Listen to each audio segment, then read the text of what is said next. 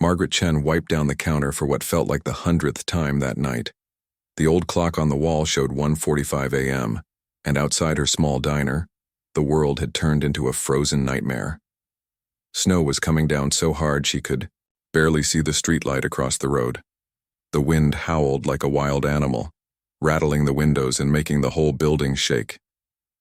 She had been running Chen's diner for almost 15 years now. It wasn't much to look at. Just a small place with red vinyl booths, a long counter with spinning stools, and a kitchen that had seen better days. But it was hers, and it stayed open 24 hours a day, 7 days a week. Truckers knew they could count on her for hot coffee and a warm meal, no matter what time they rolled in. Tonight was different, though. The weather had been getting worse all evening, and she hadn't seen a customer in over 2 hours. The radio kept talking about record-breaking cold temperatures. -15 degrees, they said. With the wind chill, it felt like -30. Margaret shivered just thinking about it. She walked over to the coffee machine and started brewing a fresh pot. The familiar sound of gurgling water and the rich smell of coffee beans filled the quiet diner. At least the heat was working properly. She had paid good money to fix the heating system last month, and now she was grateful for every penny spent. The diner sat on Highway 47, just outside Fort Harrison Military Base. During the day, she got plenty of customers, soldiers grabbing breakfast before their shifts, families visiting the base, and people just passing through town. But at night, especially on nights like this, the place felt like the loneliest spot on earth. Margaret glanced at the small television mounted in the corner.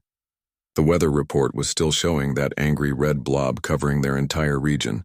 The meteorologist looked worried as he talked about dangerous conditions and advised everyone to stay indoors. She wondered if she should close early, but then dismissed the thought.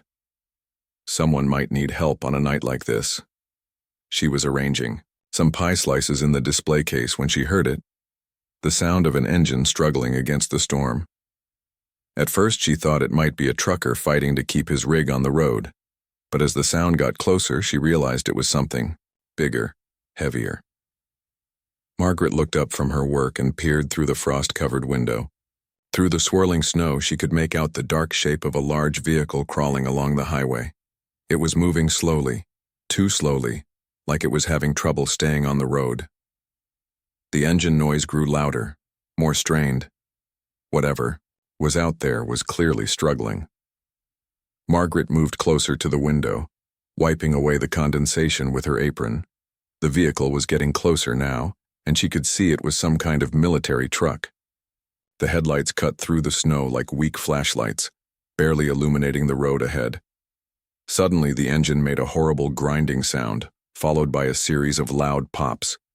The truck lurched forward a few more feet, then slowed down, even more. Margaret watched in growing concern as the vehicle began to weave slightly, like the driver was fighting to keep control. The truck managed to make it almost to her parking lot before it happened. With one final painful cough, the engine died completely. The headlights flickered once, twice, then went dark. The big military vehicle sat there in the snow like a sleeping giant, steam rising from under its hood. For a moment, everything was quiet, except for the wind. Margaret stood at her window, wondering what to do. Then she saw movement inside the truck. The doors opened and figures began climbing out into the brutal cold. Even through the storm, she could see there were several people, young people, from the way they moved. They gathered around the front of the truck for a minute, probably, looking at the engine. But whatever was wrong, it wasn't something they could fix out there in the freezing cold. One of them pointed toward her diner, and Margaret could see the relief in their body language. The warm light spilling from her windows must have looked like a beacon of hope in the middle of this frozen wilderness. The group started moving toward her door, hunched over against the wind and snow. Margaret quickly unlocked the front door and flipped on the outside light. As they got closer, she could see they were wearing military uniforms, but they looked young. Really young. Barely older than kids. The first one to reach the door was shivering so hard he could barely turn the handle. Margaret pulled it open for him, and a blast of cold air hit her like a slap in the face. Snow swirled into the diner as 6 young soldiers, stumbled inside, stamping their feet and shaking off the cold. They looked absolutely miserable. Their uniforms were soaked through with melted snow, their faces were red and raw from the wind, and their hands were shaking uncontrollably. The one who seemed to be in charge, a young man with sergeant stripes on his sleeve, could barely speak through his chattering teeth. "Ma'am," he managed to say between shivers, "I'm sorry to bother you, but our truck broke down and we—" He stopped, unable to continue as another wave of shivering took over his whole body. Margaret didn't need to hear anymore. These boys were half frozen, and they needed help right now. "Don't you worry about anything," she said, quickly locking the door behind them. "You just get yourselves warmed up. Come on, sit down at the counter." She hurried behind the counter and started pouring hot coffee into 6 large mugs. Her hands moved automatically, muscle memory taking over while her mind processed what she was seeing. These weren't hardened soldiers, they were kids doing their military training, probably not much older than her own nephew. The soldiers made their way to the counter, moving stiffly like their joints were frozen solid. They climbed onto the stools with obvious difficulty, their wet uniforms squeaking against the vinyl seats. Margaret set the steaming mugs of coffee in front of them and watched as they wrapped their hands around the warm ceramic, sighing with relief. "Drink up," she said gently. "That'll help warm you from the inside." She hurried to the back room where she kept extra supplies and grabbed every blanket she could find. When she returned, she draped them over the soldiers' shoulders, clucking over them like a mother hen. The young sergeant, his name tag read Rodriguez, was finally able to speak more clearly. "Thank you so much, ma'am. We've been walking in that cold for hours. When our truck died, I thought we might be in real trouble." Margaret poured herself a cup of coffee and leaned against the counter. "What were you boys doing out there on a night like this?" Rodriguez took another sip of coffee before answering. "Training exercise, ma'am. We were supposed to be back at the base hours ago, but everything went wrong. First we got lost, then the truck started having problems, and then this storm hit, harder than anyone expected." Another soldier, a kid who couldn't have been more than 19, spoke up. "The radio in the truck died about an hour before the engine did. We couldn't even call for help." His voice was still shaky, but the hot coffee and warm blankets were clearly helping. Margaret shook her head sympathetically. "Well, you're safe now. That's what matters." She moved toward the kitchen. "You boys look like you could use some real food in your stomachs. How about some hot soup and sandwiches?" The relief on their faces was immediate and overwhelming. These young soldiers had been genuinely scared out there in the cold, facing the very real possibility of frostbite or worse. Now they were safe, warm, and about to be fed by a kind stranger who asked for nothing in return. As Margaret began preparing their meal, she couldn't help but think about how quickly things could change. One minute these boys were just doing routine training. The next they were fighting for survival against Mother Nature herself. Life had a way of throwing curveballs when you least expected them. But sometimes, just sometimes, those curveballs led you exactly where you needed to be. Margaret moved around her kitchen like a woman on a mission. She pulled out her biggest pot and filled it with chicken broth, then started adding vegetables and chunks of leftover roast chicken. The smell of home-cooked soup began to fill the diner, mixing with the aroma of fresh coffee and the warmth that was slowly bringing these frozen soldiers back to life. While the soup heated up, she grabbed bread from the storage room and started making sandwiches. Not just any sandwiches. Thick slices of turkey and ham with cheese, lettuce, and tomatoes. The kind of sandwiches that could fill up a hungry young man and give him energy to face whatever came next. Rodriguez was still shivering, but he was trying to be polite. "Ma'am, we don't want to be any trouble. If you could just let us warm up for a few minutes, we'll figure out what to do next." Margaret looked at him like he had said something ridiculous. "Trouble? Honey, you boys are half frozen and probably haven't eaten a decent meal all day. You're not going anywhere until you're properly warmed up and fed." She turned up the heat in the diner as high as it would go. The old heating system groaned and wheezed, but it did its job. Soon the place felt like a cozy cocoon against the storm raging outside. The soldier sitting next to Rodriguez, his name tag said Williams, was younger than the rest. He looked like he might still be a teenager. His lips were starting to return to a normal color, but his hands were still shaking as he held his coffee mug. "Ma'am," Williams said quietly, "I need to ask, how much is this going to cost? We don't have a lot of money with us." Margaret stopped slicing tomatoes and turned to look at him. The question caught her off guard, not because it was unreasonable, but because it reminded her of something important. These weren't just soldiers, they were kids doing their duty, probably making very little money, and now they were worried about paying for basic human kindness. "Cost?" she repeated, wiping her hands on her apron. "Honey, the only thing this is going to cost you is listening to me fuss over you like you're my own children." The soldiers looked at each other with surprise. In their world, everything had a price. Meals cost money, help came with expectations, and kindness usually wanted something in return. But here was this woman, a complete stranger, treating them like family. Margaret ladled the hot soup into 6 bowls and set them on the counter along with the sandwiches. "Now eat up before it gets cold," she said firmly. "And don't you dare. Think about paying me. You boys are out here protecting our country. The least I can do is make sure you don't starve or freeze on my watch." Rodriguez tried one more time. "Ma'am, really? We can't just take your food for free. That's not right." Margaret put her hands on her hips and gave him the kind of look that mothers everywhere have perfected over centuries. "Young man, are you going to argue with me about how I run my own diner?" "No, ma'am," Rodriguez said quickly, recognizing the tone. He'd heard it from his own mother plenty of times. "Good. Now eat." The soldiers didn't need to be told twice. They dove into the food like they hadn't eaten in days, which might not have been far from the truth. Between spoonfuls of soup and bites of sandwich, the color slowly returned to their faces. The violent shivering stopped, replaced by the occasional grateful sigh. Margaret refilled their coffee cups and brought out a plate of homemade cookies from behind the counter. "Made these yesterday," she said casually, as if feeding 6 stranded soldiers was something she did every Tuesday night. As they ate, the soldiers began to relax and talk. Williams, the youngest one, had just gotten married before starting his military training. He pulled out a wallet-sized photo of a young woman in a wedding dress and showed it to Margaret with obvious pride. "She's beautiful," Margaret said sincerely. "How long have you been married?" 3 months, Williams said, his face lighting up. "We're saving up to buy a little house when I finish my service. She's working 2 jobs to help save money." Another, soldier whose name tag read Chen, no relation to Margaret despite the shared last name, was putting himself through college with military service. "My parents came here from Taiwan with nothing," he explained.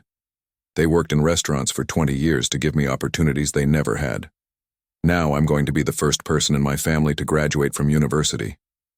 Margaret listened to each of their stories while she cleaned up around them.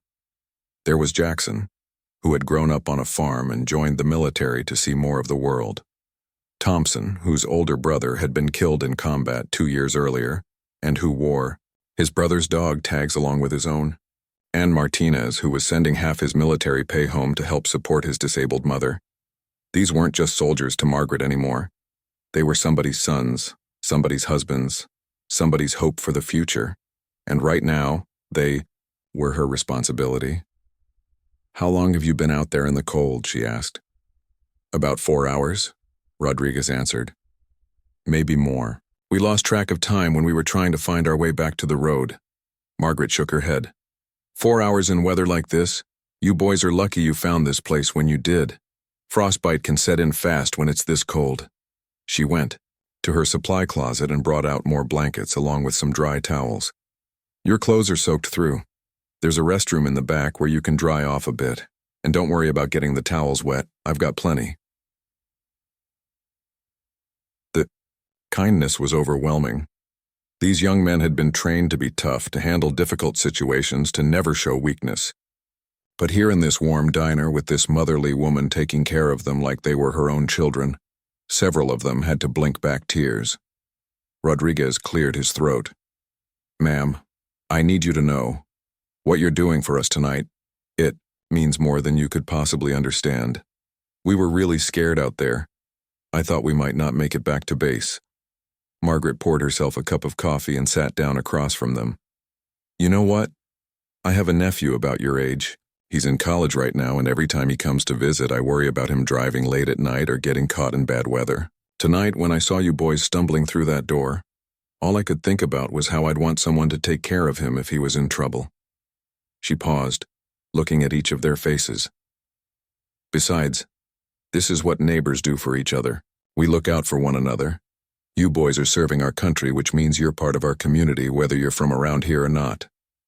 Thompson, the one wearing his brother's dog tags, spoke up quietly. My brother used to tell me that the best part of military service wasn't the training or the missions. It was meeting people who reminded you what you were fighting for. People like you, ma'am. Margaret felt her eyes getting misty. Well, your brother sounds like he was a wise young man. Outside, the storm continued to rage, but inside the diner something special was happening. 6 young soldiers who had been facing a potentially deadly situation were now safe, warm, and fed. More importantly, they were being reminded that there were still people in the world who would help a stranger without expecting anything in return. As the night wore on, Margaret kept the coffee flowing and made sure her unexpected guests had everything they needed. She had turned her simple diner into a refuge, and in doing so she had given these young men something they would remember for the rest of their lives, proof that kindness still existed in the world. The clock on the wall showed 3:30 a.m. when Rodriguez started looking worried again. He had been glancing at his watch every few minutes, and Margaret could see the stress building up in his face. The other soldiers noticed it too, and the comfortable atmosphere in the diner began to shift. "What's wrong, honey?" Margaret asked, refilling his coffee cup for the 4th time that night. Rodriguez ran his hand through his damp hair. "Ma'am, we were supposed to report back to base by midnight. It's been over 3 hours since then. Our commanding officer is probably wondering where we are." Williams looked up from his second sandwich. "Actually, he's probably doing more than wondering. He's probably organizing a search party by now." The reality of their situation began to sink in for all of them.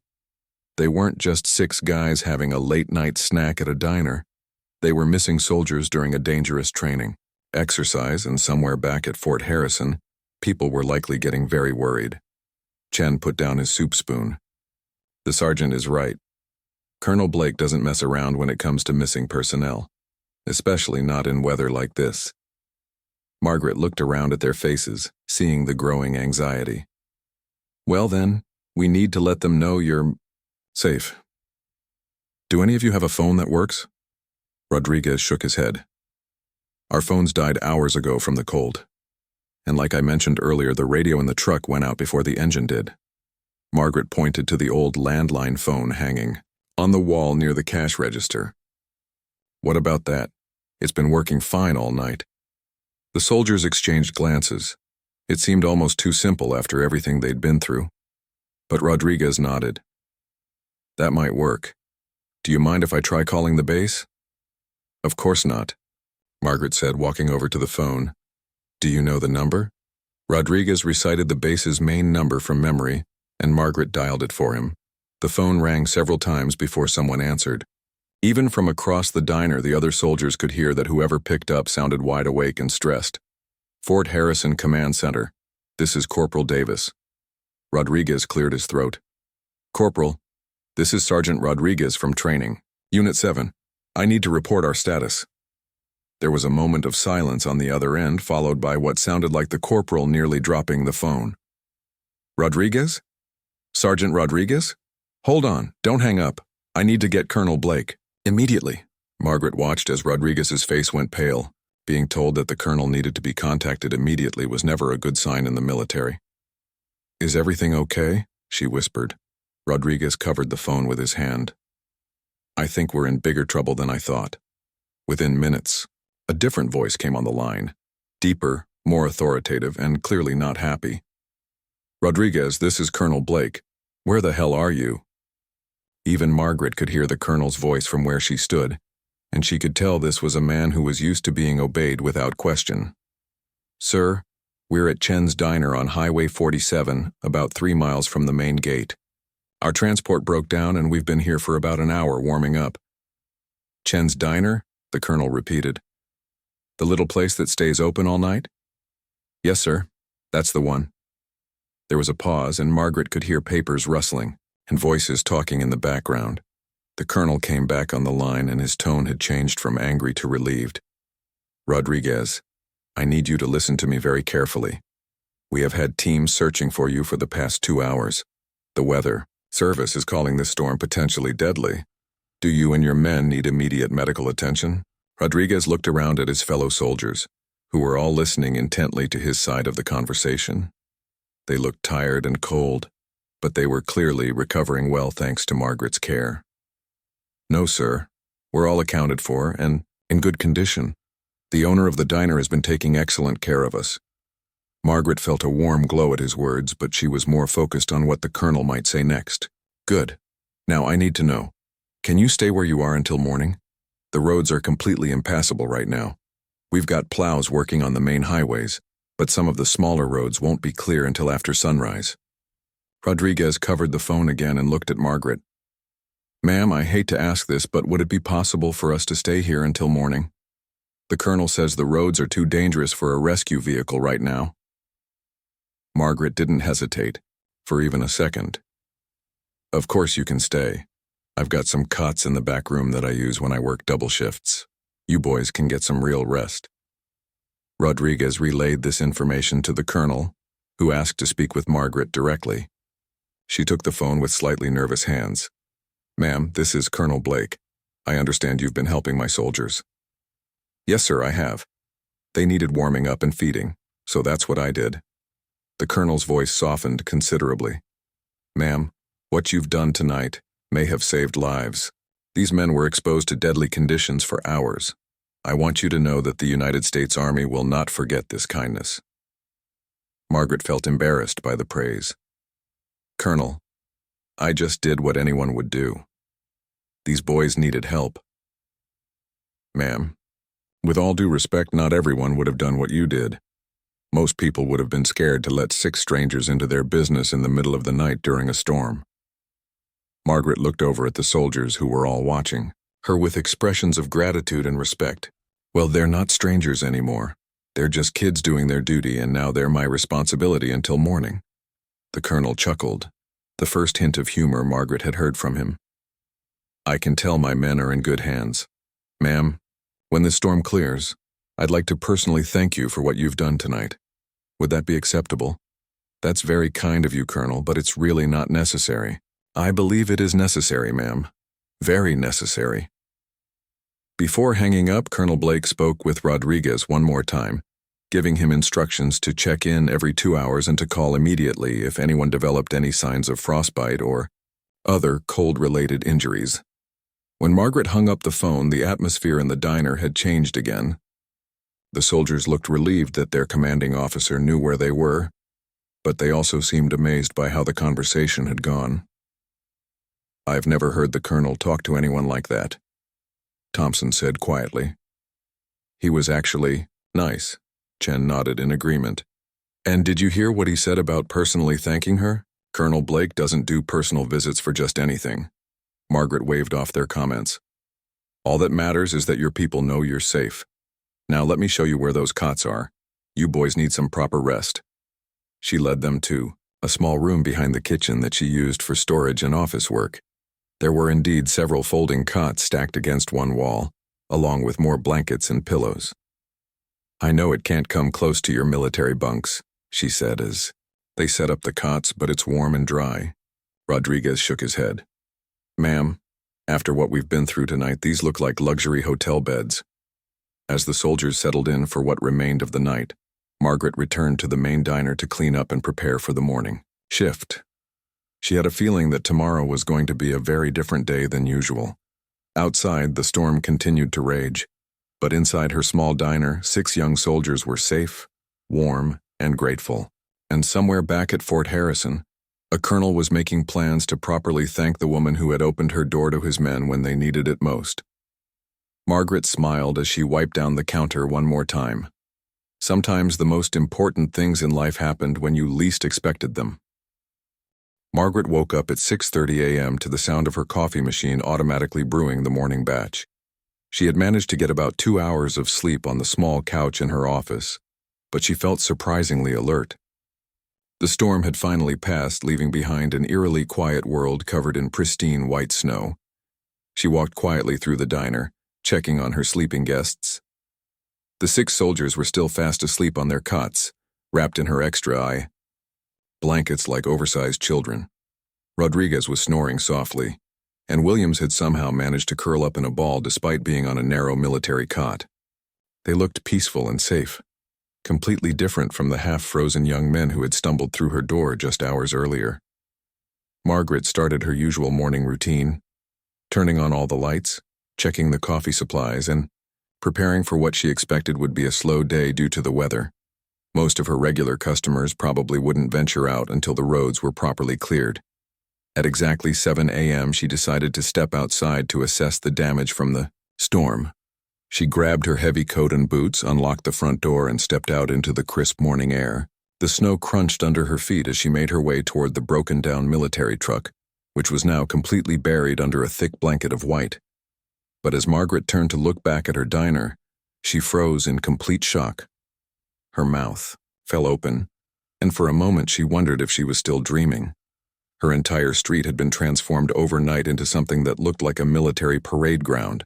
Green Army vehicles lined both sides of Highway 47 as far as she could see. There were jeeps, trucks, and even some vehicles she didn't recognize, all parked in perfect formation. Soldiers in dress uniforms stood at attention next to their vehicles, their breath creating small clouds in the cold morning air. "What in the world?" Margaret whispered to herself. Then she noticed the barriers. Orange cones and official-looking signs had been placed across the road at both ends of her block. Traffic was being directed away from her diner by military personnel stationed at each roadblock. Her little section of Highway 47 had been completely closed off from the rest of the world. Margaret stood there in her parking lot, still in her work apron and boots, trying to process what she was seeing. It was like something out of a movie. She counted at least 20 military vehicles, and there had to be 50 or 60 soldiers standing in formation along the street. A black sedan pulled up right in front of her diner, and Margaret watched as several people in military uniforms got out. One of them was clearly a high-ranking officer. His uniform had more decorations and badges than she had ever seen in one place. He was an older man with gray hair and the kind of posture that suggested he was used to being in charge of important things. The officer approached Margaret with a formal stride, followed by what appeared to be his staff. As he got closer, she could see the nameplate on his uniform. Colonel Blake. This was the man she had spoken with on the phone just a few hours earlier.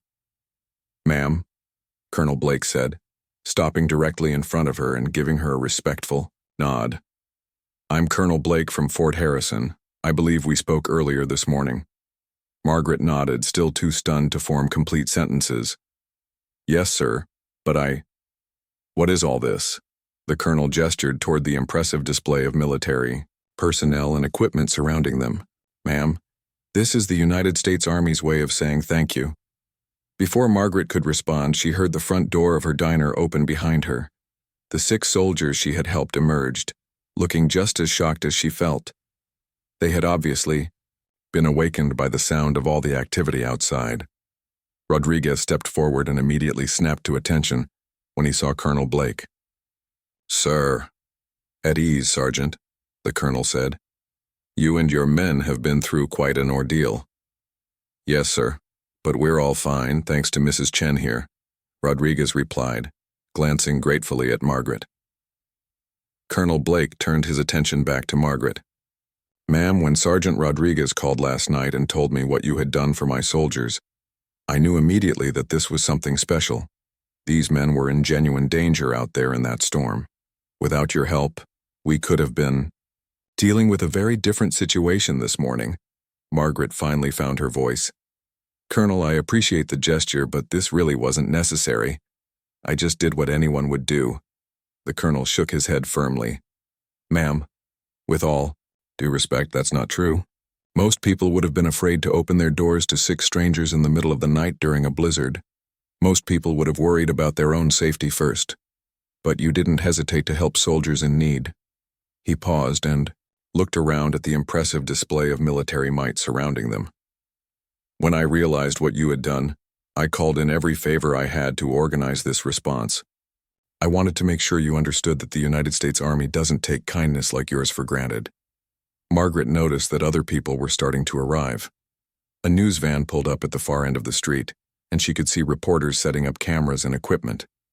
A few civilian cars were also arriving, and she recognized the mayor's official vehicle among them. "Colonel," she said nervously, "what exactly is happening here?" "Ma'am, we're here to present you with the Army's Outstanding Civilian Service Award. It's the highest honor we can give to someone who isn't in the military. And we're going to do it right here in front of your diner so everyone can see what real American values look like." Margaret felt her knees go weak. An award? Ceremony? All of this because she had fed some hungry soldiers and given them a warm place to stay? William stepped forward. "Ma'am, you saved our lives last night. The colonel isn't exaggerating about how dangerous that situation was. We were really scared out there, and when we saw the light from your diner, it was like seeing an angel." Chen nodded in agreement. "My parents always taught me that kindness is the most important thing in the world. What you did for us last night proved that they were right." The colonel looked at his watch. "Ma'am, the ceremony will begin in about 30 minutes. We're waiting for a few more officials to arrive, including the mayor and some representatives from the state government. There are also some reporters here who want to tell your story." Margaret looked around at all the activity, the soldiers in formation, the news cameras, the official vehicles.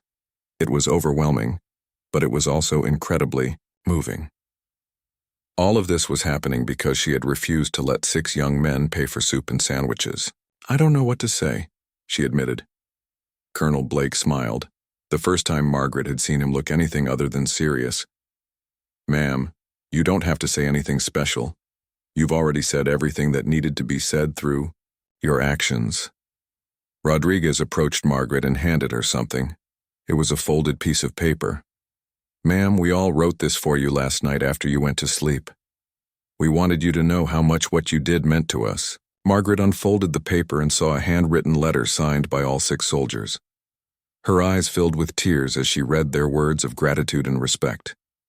As she stood there in the morning sunlight surrounded by dozens of soldiers and military vehicles, Margaret realized that her simple act of kindness had somehow grown into something much bigger than she had ever imagined. Her little diner had become the center of a celebration of human decency, and she was about to receive recognition for simply doing what felt right. The ceremony was about to begin, and Margaret's life was about to change forever. Margaret stood nervously in front of her diner as more and more people arrived. The quiet highway that usually saw only a few early morning truckers had become busier than downtown during rush hour. News crews from 3 different television stations were setting up their equipment, and photographers were taking pictures of everything from the military vehicles to the soldiers standing at attention. The mayor, a friendly woman named Patricia Hoffman, arrived in her official car and immediately sought out Margaret. "Mrs. Chen," she said with a warm smile, "I heard about what you did last night. The whole town is talking about it." Margaret felt her cheeks burning with embarrassment. "It really wasn't anything special, ma'am. I just gave some hungry boys some food." Mayor Hoffman shook her head. "Mrs. Chen, what you did represents the very best of our community. When people hear this story, they're going to remember why they're proud to live here." A few minutes later, a representative from the state government arrived, followed by several local business owners and community leaders. Margaret recognized some of her regular customers among the growing crowd, including old Mr. Peterson, who came in every morning for coffee and toast, and Janet from the post office, who always ordered pie with her lunch. Colonel Blake called for everyone's attention. The crowd of nearly 100 people gathered in a semicircle in front of the diner. The 6 soldiers who had been rescued stood in formation nearby, looking proud and emotional. "Ladies and gentlemen," the colonel began, his voice carrying clearly in the crisp morning air, "we are here today to recognize an act of selfless kindness that represents the very best of American values." He gestured toward Margaret, who was standing to his right, still wearing her work apron and looking like she wanted to disappear. Mrs. Margaret Chen, the owner of this diner, opened her doors last night to 6 soldiers who were stranded in life-threatening conditions. She fed them, warmed them, and refused to accept any payment for her kindness. The crowd murmured appreciatively, and Margaret could see people nodding and smiling. Colonel Blake continued, "What Mrs. Chen may not realize is that her actions potentially saved 6 lives. The temperature last night reached -15 degrees with wind chills approaching -30. These soldiers had been exposed to these deadly conditions for over 4 hours when they found shelter here." He paused and looked directly at Margaret. "Mrs. Chen, by your selfless actions, you have embodied the spirit of service and sacrifice that our military members strive to represent every day. Today, it is our honor to present you with the United States Army's Outstanding Civilian Service Award." An aide stepped forward carrying a beautiful wooden box. Colonel Blake opened it to reveal an impressive medal on a ribbon, along with an official certificate. The medal caught the morning sunlight and sparkled as he lifted it from the box. "This award is given only in exceptional circumstances to civilians who have demonstrated extraordinary support for our military personnel," the colonel explained as he placed the medal around Margaret's neck. "Mrs. Chen, you have earned the gratitude and respect of the entire United States Army." The crowd erupted in applause. Margaret felt tears streaming down her face as she looked out at all the people who had gathered to celebrate her simple act of kindness. The 6 soldiers were clapping the loudest with huge grins on their faces. Rodriguez stepped forward. "Ma'am, would you mind if we said something?" Margaret nodded, not trusting herself to speak. Rodriguez looked out at the crowd. "Last night, when our truck broke down in that blizzard, we honestly thought we might not make it. We were cold, scared, and completely lost. When we saw the light from this diner, it was like seeing hope itself." Williams joined him. "Mrs. Chen didn't just feed us and warm us up. She treated us like we were her own family. She gave us blankets, made us feel safe, and refused to let us pay for anything. She turned what could have been a tragedy into a reminder of why we serve this country." Chen, the soldier who shared Margaret's last name, spoke next. "My parents came to America with nothing, and they always told me that this country was special because of people like Mrs. Chen. People who help strangers without expecting anything in return. Last night, I saw exactly what they meant." Thompson, wearing his brother's dog tags, had tears in his eyes as he spoke. "My brother died serving this country, and before he left for his last deployment, he told me to always remember that we fight for the good people back home." Mrs. Chen is exactly the kind of person he was talking about. Jackson and Martinez each shared similar sentiments, talking about how Margaret's kindness had restored their faith in humanity and reminded them why their service mattered. When the soldiers finished speaking, Mayor Hoffman presented Margaret with a key to the city and proclaimed the day Margaret Chen Day in honor of her actions. The state representative presented her with an official commendation from the governor. But perhaps the most meaningful moment came when an elderly veteran in the crowd stepped forward. He was wearing an old military jacket covered with patches and pins from his service in Vietnam. "Ma'am," he said in a shaky voice, "I served in Vietnam 50 years ago. When I came home, people weren't always kind to soldiers. It means more than you'll ever know to see someone like you treating our young people with such respect and care." Margaret wiped her eyes and finally found her voice. "Thank you all so much, but I have to say something. What I did last night wasn't heroic or special. It was just human decency. These boys needed help, and I was in a position to give it. Any one of you would have done the same thing." She looked around at all the faces in the crowd.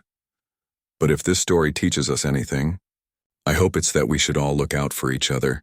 Whether someone is in the military or not, whether they're from our town or just passing through, we're all part of the same human family." The crowd burst into applause again, and Margaret noticed that many people were wiping away tears. After the ceremony, the news reporters interviewed Margaret, the soldiers, and Colonel Blake.